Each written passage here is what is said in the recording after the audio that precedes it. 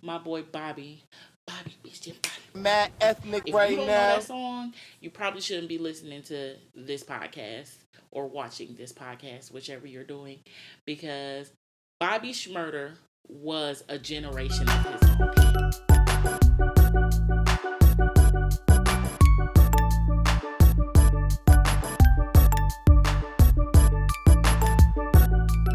What it do, baby? It's your girl, Chris. Welcome back to PSA with Flavor.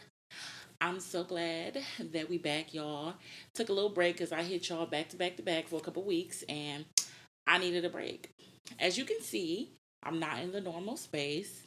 Had to get a little staycation in, take a little break from the world, just chill out and be myself. You feel me? And I really hope that y'all, take a part of staycations because even though you haven't really gone anywhere, you are going somewhere. So just a little self care for me this weekend. But yes, hey y'all. I'm so excited to see y'all. Well, not actually see, but talk to y'all. What's been going on? Actually, it's been a lot going on. This Black History Month has been one for the books. I think I really am enjoying this Black History Month, even though it's technically over. I still enjoyed myself. I supported so many black businesses this month. It was crazy. I was so proud of myself. Even though I support black businesses 365, this month I really hit hard and I really stuck to it. And I'm proud of myself. I also found out that there's a lot of black owned businesses in Cleveland. I didn't know that there were so many, but now that I know, I'll definitely be supporting them while I have the chance. Yeah, right. So check that out. I'm gonna try to link some black businesses and definitely try to get you guys acclimated with them because we all need to support each other, man. That's how we get the others out. You feel me? Mm. Anyway, it's tax season, it's stimulus season, and I'm feeling real blessed. No, I'm just playing. I feel blessed all the time, but I hope y'all do too. But a little extra blessed. Ain't nothing wrong with it. You feel me? So, y'all, I'm just going to start with the biggest event to me. That's what's going on right now, other than the stimulus. Bobby Schmurder is free. Oh my God. My boy Bobby. Bobby, bitch, yeah, Bobby, bitch. If you don't know that song, you probably shouldn't be listening to this podcast or watching this podcast, whichever you're doing, because Bobby Schmurder was a generation of his own. This man was famous for like 2.5 seconds, but those 2.5 seconds, baby, let me tell you, changed a culture. Period. Okay? That little grandma dance that everybody be hitting. That's the Schmurder dance, baby. And don't let nobody tell you it's different, okay? Schmurder, okay? And that boy be hitting to every song. I don't care what song it is. Put it on, do the Schmurder dance. I bet you would go to it. Period, okay? I just feel like I'm so happy that he's back. I just feel like his charges were definitely trumped up. Just a little bit of background on it. So Bobby was sentenced to 5 years for conspiracy and gun possession. He actually took a plea for 7 years so that his friend could get off. Pretty much. I mean, I think he had like 6 months and then like 2 years probation or something like that. But he took a more severe sentence, or he took to serve more time so that his friend could get a lesser sentence. Talk about loyalty. Period. That is the most loyal shit ever. I mean, I'm loyal, but I ain't going to jail for nobody. You feel me? Not happening. Mm-hmm. But yes, he was 22 at the time. He's getting out now. He actually got released for good behavior 10 months prior to his original release date. We love to see it. You know what I'm saying? I'm so happy that he went in there and had some sense. And nobody was really fucking with him. I don't know the story. I don't think, well, I'm not going to say I don't think nobody knows the story yet. But I'm glad that he was able to be released early. Also, Quavo picked him up on a private jet. I know y'all seen it. Shade Room, all of that. Picked him up on a PJ, baby. Okay. He just flooded with money. And also, according to several sources, after he was released, like a couple of hours after he was released, he had like 3 tracks go gold in an album. Like, come on now. I'm saying though, like that just speaks testimony. What God has for you will be yours no matter what or who came to stop it. Period. Period. This man was out for only a couple hours and his shit is going gold and platinum right now. Like flooding it in.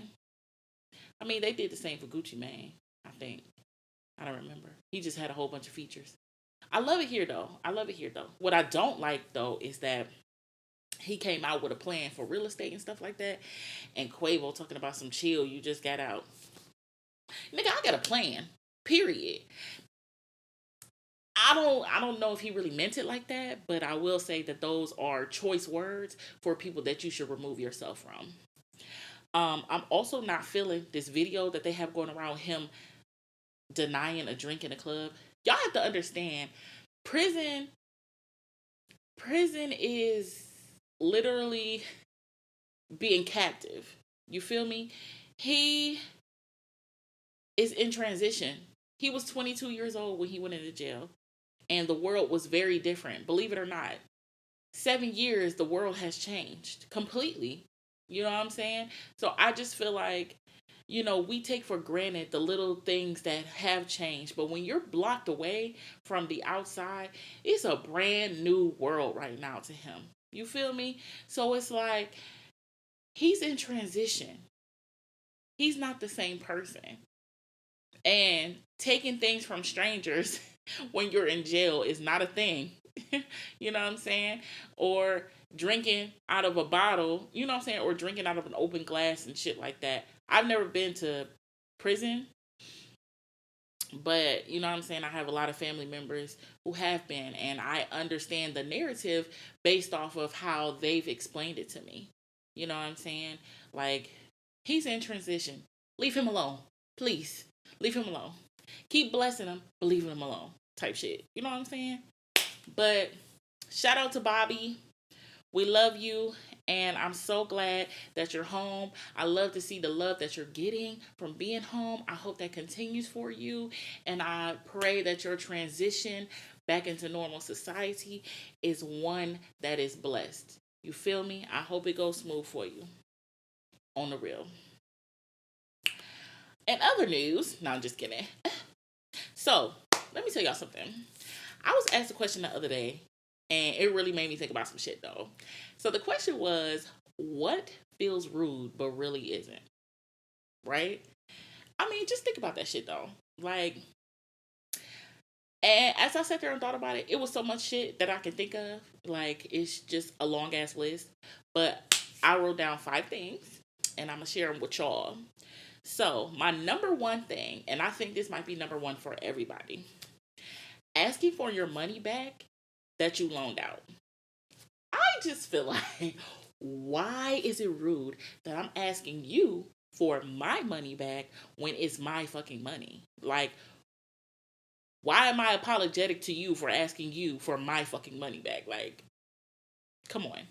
That shit, it's a double-edged sword though, because I just feel like we feel bad about it because we know that person reached out to us in a time of need type shit. So it's like, I feel like I'm bothering you, asking you for it back, even though I shouldn't. Because even if I helped you out in a time of need, it don't mean that I didn't need it. You feel me? You just maybe needed it more than me. So if you're borrowing money for people, please try to pay it back in a timely manner. That's all I'm going to say. Number 2 is talking about your parents. Talking about your feelings to your parents or family. So I'm going to extend that to the families of color because white people seem to not have an issue. Okay? I'm not talking about y'all, but I'm just saying y'all be cussing at y'all mama and disrespecting them and shit like that. And then y'all grow up and get older and be best fucking friends. I don't understand it. Okay? Because it couldn't be me. Period. And if Harper thinks she about to grow up and talk to me sideways, I got 2 hands for it. You feel me? But I don't know. Like, I think it's because A lot of us are still in that, what I like to call, urban black narrative. We are still stuck in that slavery mindset where having a voice is disrespectful. And it's not. My grandma and my dad used to always tell me, it's not about what you say, it's how you say it. And I feel like when we're kids, when we're young, we don't know how to speak.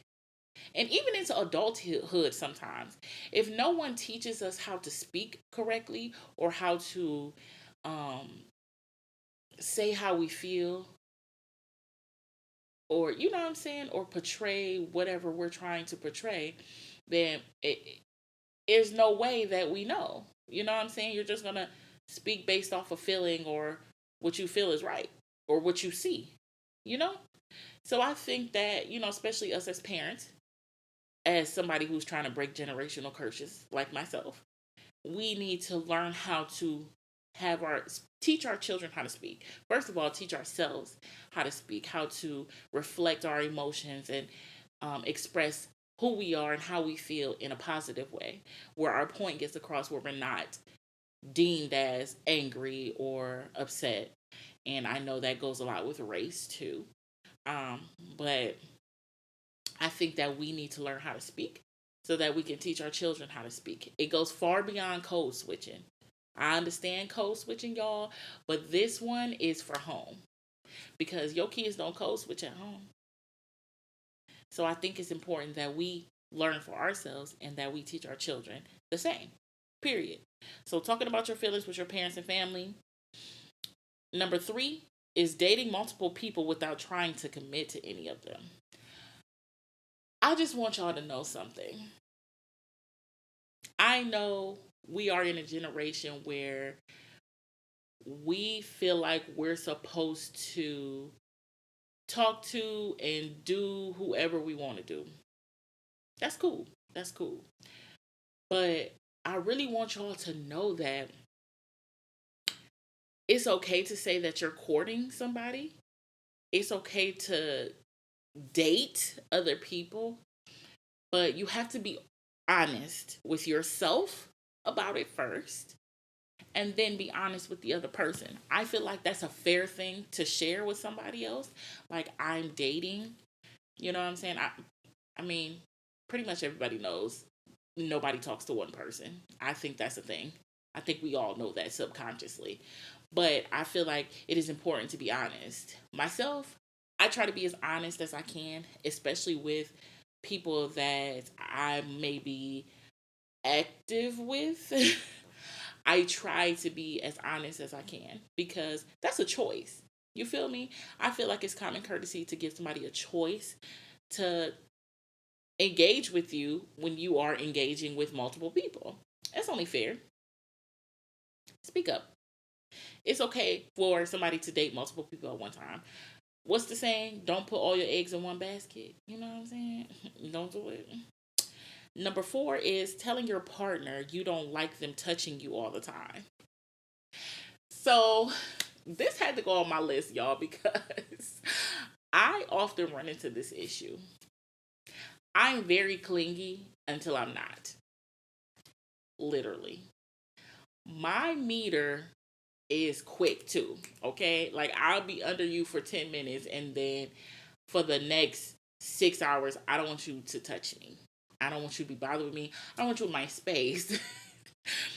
I'm not saying that's like attachment, like I got attachment issues or abandonment issues or anything like that. But it's just like, it depends on the personality.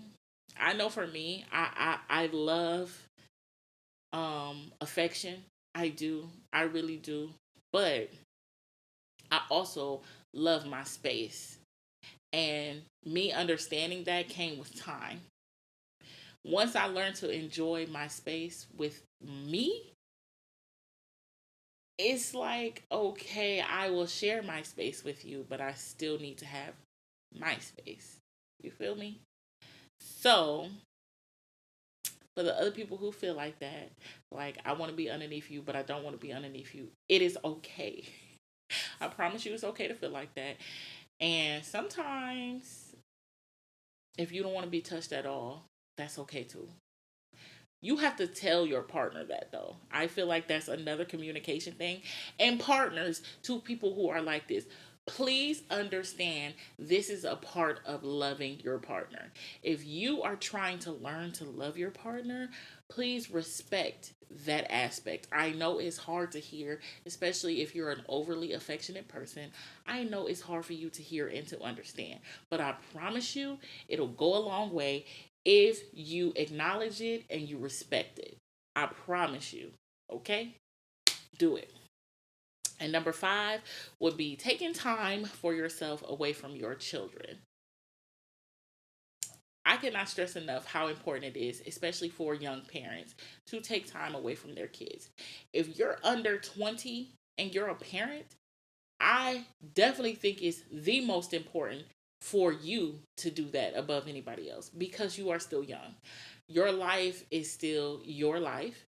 I mean, even over 20. You know what I'm saying? Your life is still your life. You're still a person. You're still, you know what I'm saying, allotted time away from being a parent.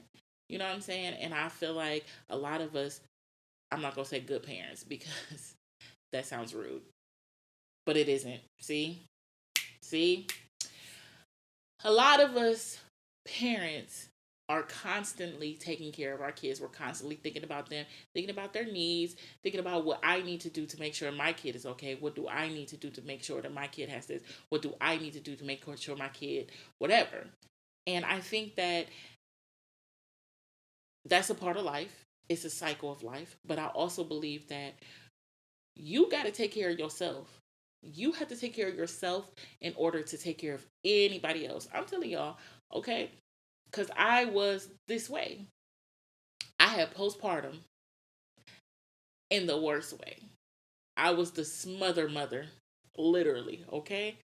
After I had heartburn, I would not let nobody come to my house. I would not leave my house. I went to the grocery store. When I was in the grocery store, I would have panic attacks because I was away from her. Like, I used to leave her with my baby sister, or even when she was with me, I would have like mini panic attacks. Like, I never grocery shopped so fast in my damn life. Okay, like we would be in and out, in and out, in and out because I was panicking. Okay, and it just got to the point where I just completely shut everybody out. Like, I wasn't answering the phone, I wasn't doing anything. Like, I wasn't eating. I would literally latch Harper onto my boob and go to sleep. Like, as long as she ate, I was okay. Like, I bathed her and I took care of her. That's all I ever did. I didn't eat. I was barely like doing sleeping. I would just lay in the bed and close my eyes, like not even knowing what was wrong with me, y'all. Not even knowing.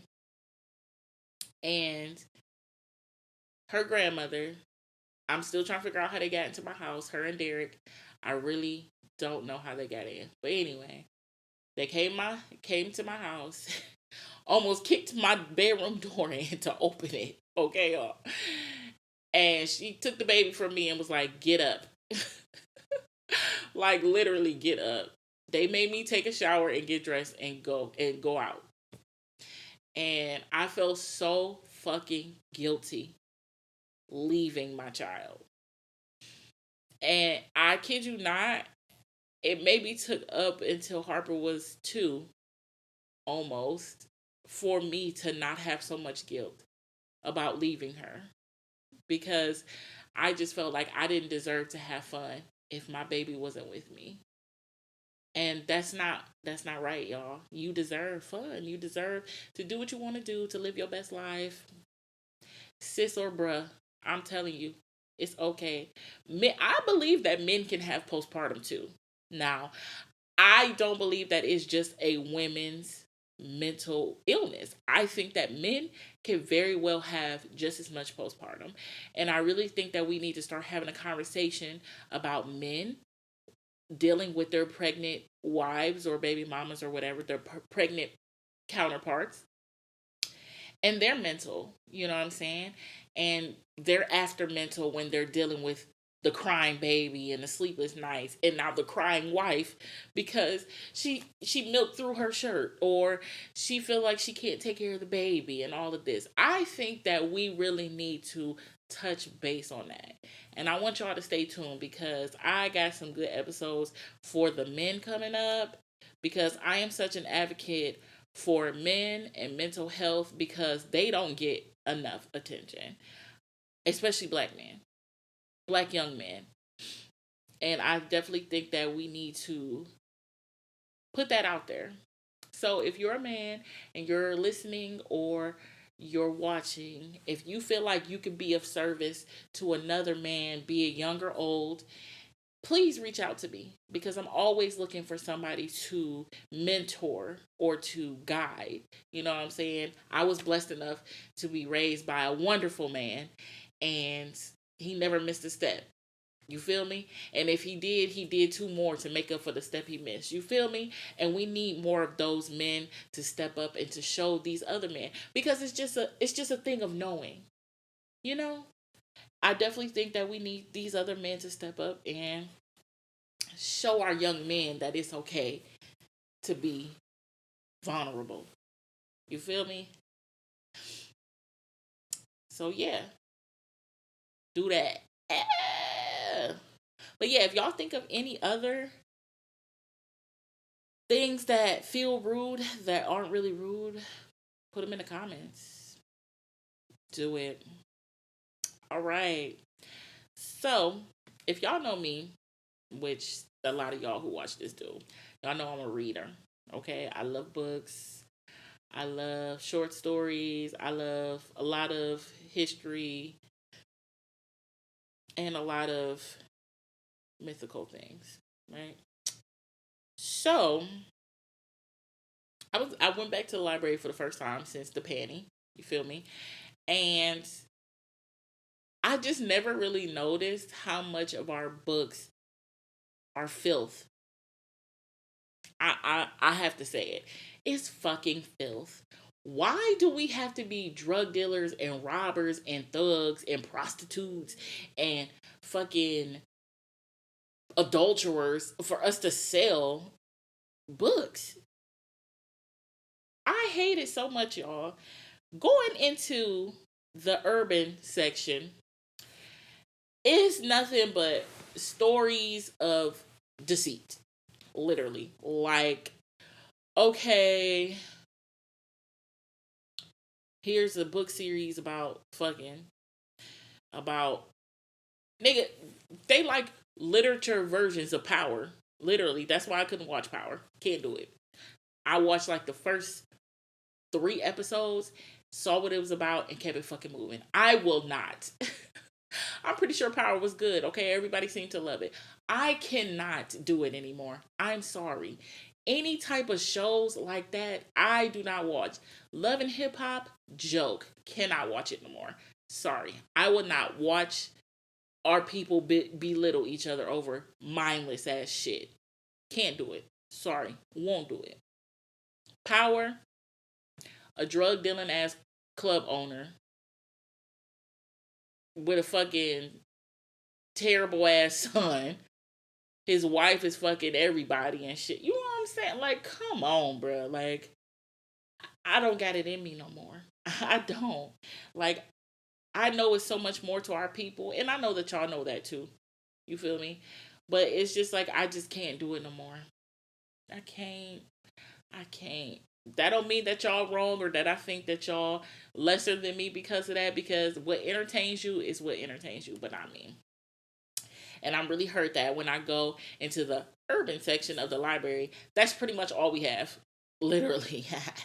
I ain't gonna lie, I used to read them books though, and they used to be good ass stories. Period. But I just can't do it no more at this age. Like, it disgusts me every time. Literally. Like, even with me thinking that it's a good story, I'll just be like, this shit is fucking disgusting. I'm sorry if that's a contradict, but I mean, I'm human. Right? I mean, when you watch porn after you done nutted, you think about it and you just be like, I'm fucking disgusting. Period.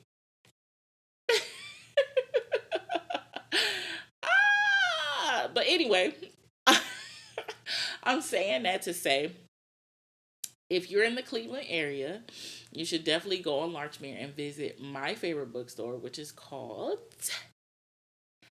A Cultural Exchange. It's a Larchmere. It's like on the corner of, I don't know what that, I never know what the damn side street, but it's by where Big Owl's is, okay? If you know the area. A Cultural Exchange is a black owned bookstore, one of the only black owned bookstores in Cleveland, and is owned by Miss Deborah McCam, who is an incredible woman. Let me tell y'all something. First of all, I had the pleasure of meeting Miss Deb when I was in church. She went to the same church as me. I went to Olivet. And if anybody knows anything about Olivet, it is Afrocentrics to the 10th power, okay? You learn about your roots early, very early. And that's one of those things that I've really appreciated. But she was really always hands on, especially when it came to the cultural part of, dealing with children. And Miss Deb is so wonderful. She's a wonderful woman. She's tall. She's very tall. And I love the way she speaks. I love how she says everything with passion. I think that was the most alluring thing about her. When she speaks, she's very passionate.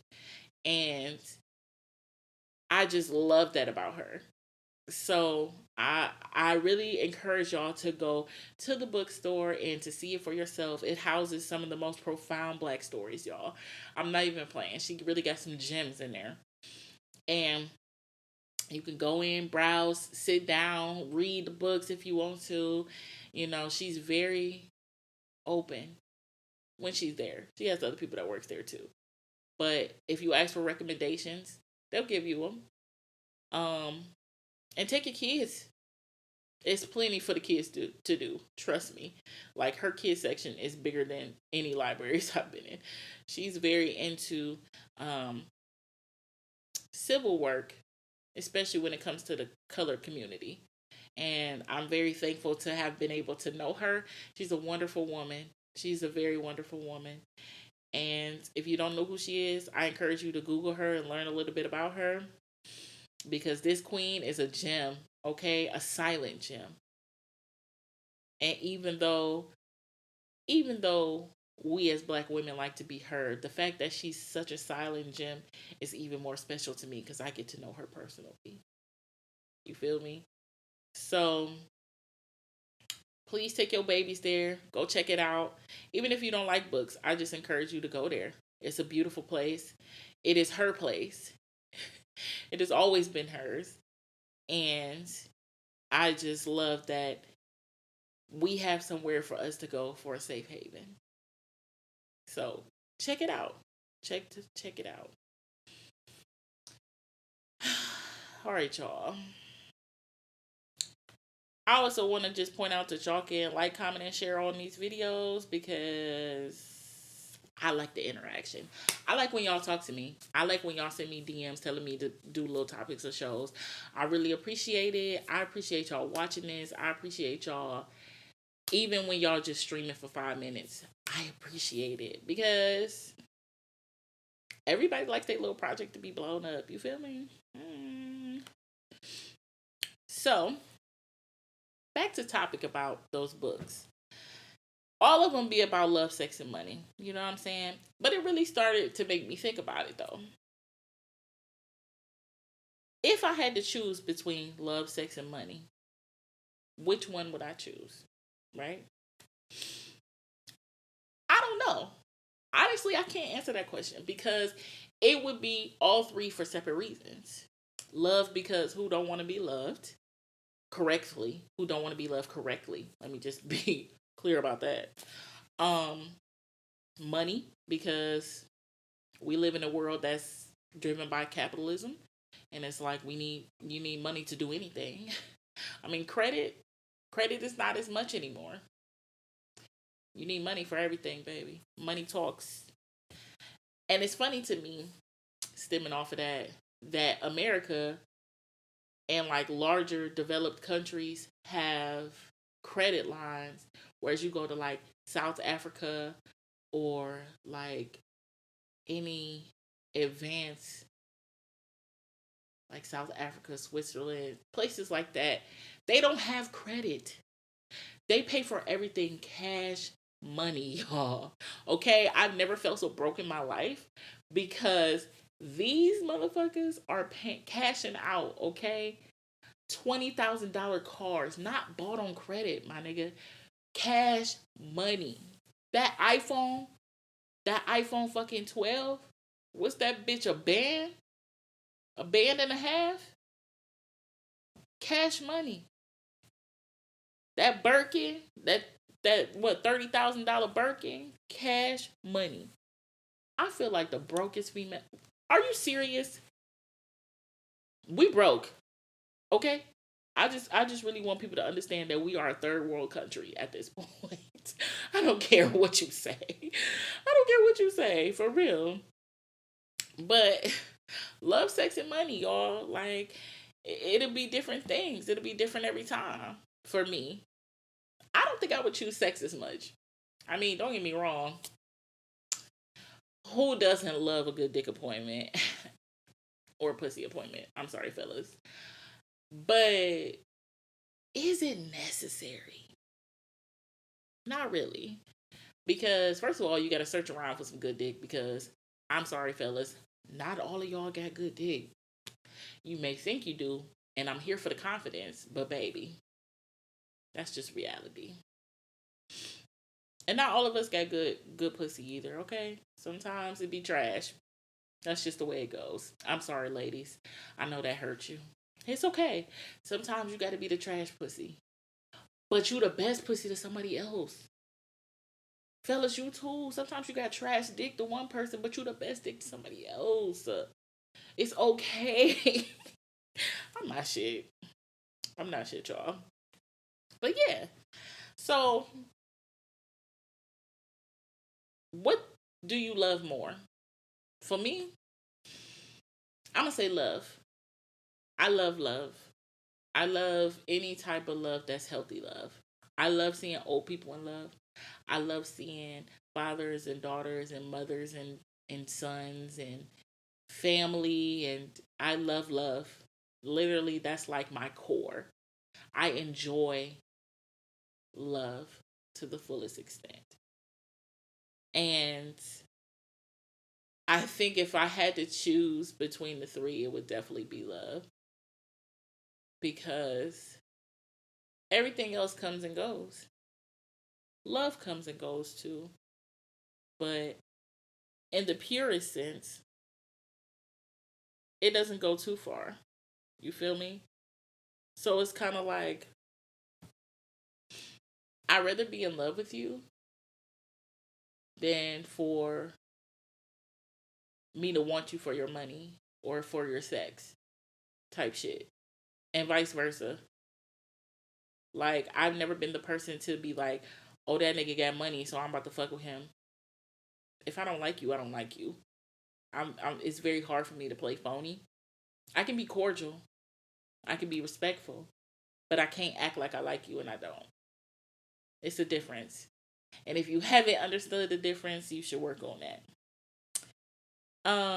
So some of the questions that came to mind is like, which helps you cope better and how do you use it to cope? I'm gonna be transparent, y'all. I used to use sex to cope with a lot of things. Didn't necessarily know that I was coping, but I was. And I think a lot of us do that. We search, I'm not going to say we, but I was searching for affection. And even though it was momentarily, I wanted it. Who gives a fuck? We all human here. We all go through shit. We all do shit that we not proud of. But I was doing that and it was kind of fucked up. It was really fucked up. But it's okay. You know, life goes on. What can you do about it? Type shit. I am who I am. I still love myself. I still love that, you know, I'm out here thugging it. You feel me? So I'm not gonna sit up here and act like I'm just such a bad person because of that shit. Because I'm not. That's okay. It is what it is. um, I didn't think it was a healthy habit. Next question was, do you think it's a healthy habit? I didn't think it was a healthy habit. I knew that it was fucked up, but I didn't care. I really didn't. Um, I was really good at sharing experience with somebody or fucking with somebody and cutting them off just because I got bored or I didn't want to be bothered. It's the truth. It's a terrible truth, but it was the truth. I mean, unfortunately, if you fucked with me and I did that to you, I apologize. I was in a different place in my life, but it's the truth. You know what I'm saying? And these things come from experiences. I know a lot of men who, dealt with females and cut them off because they felt like they had to type shit. Not even because, she was doing something to her or doing something to him or, anything like that. It's just like, oh, I can't be this close to you type shit. And it's fucked up because it breaks a good, what could have been friendship. You feel me?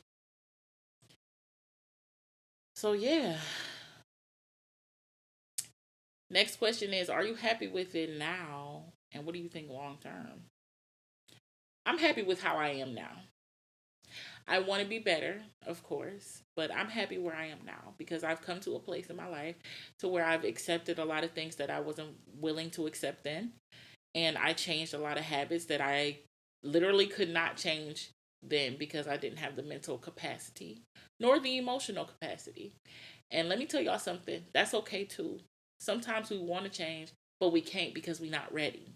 And that's okay. Don't let nobody judge you for the things that you're doing. If you feel like it's not okay, you absolutely should change them. But understanding that you need time to pull yourself away from things, especially habits that you've had for years, that's perfectly fine. So I'm happy with who I am now. Of course, I'm constantly progressing, constantly trying to get better. And long term, I think that I will be the best version of myself before I die. I think that I will die being whom I'm supposed to be, prayerfully. God willing, please will it to be God. But I do think so. Um, Next question is, does it shape your persona? I think it shaped my persona because it showed me how powerful I really am, even within a sexual experience. Because out of me being so forward and comfortable with my sexuality, it led me into being a dominatrix, which is a good ass career. I mean, it is. You make a lot of money, and it's easy. I mean, let me not say that because it's not all the time. Not when you do it full on professionally and do it the right way. But I think it definitely shaped my persona because I don't take no fucking shit from nobody.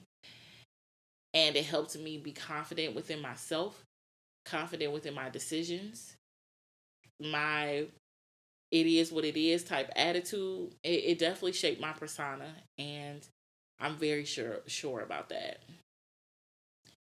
It's just that I took the negative and turned it positive. Ah. And this says, can you go without it and still be the same person? I currently am going without it and being the same person. I'm sorry for the pause. I just had to think about it. Actually, no. I don't think that I can be without love and be the same person. I think love shaped who I am, even if it was distorted. I think it definitely I think it definitely shaped who I am. And I don't think that I could be the same person without it. I mean, now that I have my daughter, I understand love in a different way.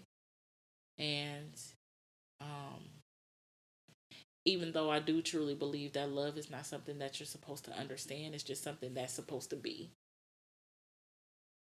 And for me, having my child allowed for me to let it be, literally. And for people who don't have children and you listening to this podcast, it's okay that you're not there in your journey. But I encourage you to kind of just let things be what they are. You'll find so much more peace in that. If you're in an unhealthy relationship or a distorted depiction of love, or if this person is saying they love you, but you don't believe that that's what it is, or you don't care that that's how they love you, but you don't love them, kind of just let things be. Don't be in a relationship with that person. Don't be in a space with that person if that's how you feel. Nobody loves the same. Everybody likes different versions of love language. Everybody expresses different versions of love language, even though they've broken them down into like 5 different categories. You know what I'm saying? Everybody's expression of those 5 categories are very different. So if you don't agree with one of those things, I'm not saying write that person off, but I'm saying you have to have those conversations. They are really hard conversations to have. And it wasn't until I was in an adult relationship that I had to have one of those conversations. And it sucked a little bit, you know what I'm saying? Because I had to be open with this person about the things that I don't like, which is something that I wasn't used to. I was always telling the other person what to do, or this is how it's going to be, or you're not going to fuck with me. I mean, let's be for real. When you got a fuck buddy, you not trying to compromise. You just trying to be like, okay, we fucking, and that's what it's gonna be. Type shit. You know what I'm saying? Men mainly, but women we do it too. And you a damn fool if you say that we don't, because we definitely be fucking telling these niggas how to live their life. Period. I don't care who you are, but I just feel like you have to learn how to love somebody. And it's never going to be I got it type thing. It's going to change because people change all the time. So it's a continuous thing. Just like learning yourself is a continuous thing because you're a different person at different phases of your life. Some of your core values will stay the same. That's why they're called core. But things change throughout your life. I mean, I'm pretty sure y'all know that. And your partner is the same. You know, you'll learn to love them a little bit different as time passes. Should you all be together that long? Because that doesn't happen often nowadays either. And that's okay too. That's okay. I'm always saying that's okay. Just because I just want y'all to know that it really is okay. Like, I had to go to therapy to learn that a lot of shit was okay. Okay?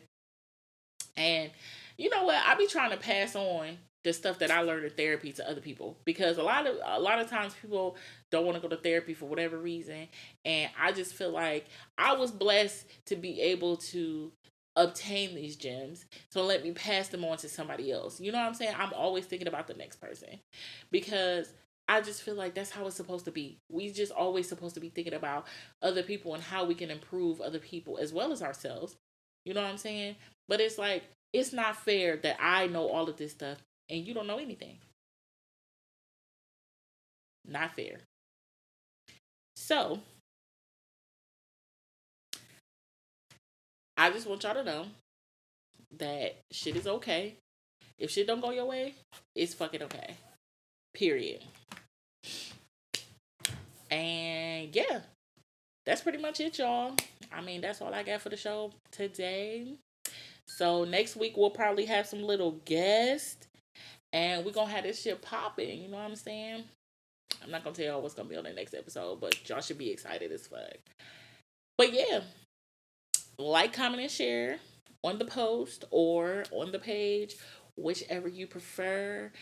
If you like us on YouTube, subscribe. subscribe. You feel me? Do all that. And yeah, I'll talk to y'all next time. Love you, and there's nothing you can do about it. Have a good night.